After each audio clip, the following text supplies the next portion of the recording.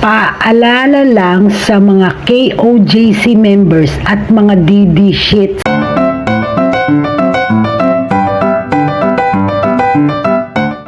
Paalala lang sa mga KOJC members at mga DD sheets ha.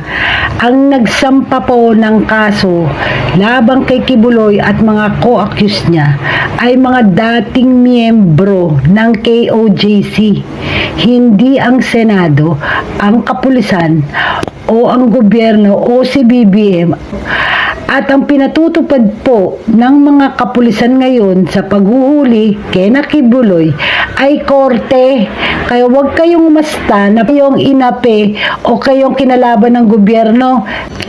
Kung gusto nyong malis na dyan ang mga kapulisan, pues sabihin nyo si Kibuloy at yung mga co-accused niya na lumabas na sa kanilang mga lungga para matigil na ang kaguluhan nyo dyan sa compound.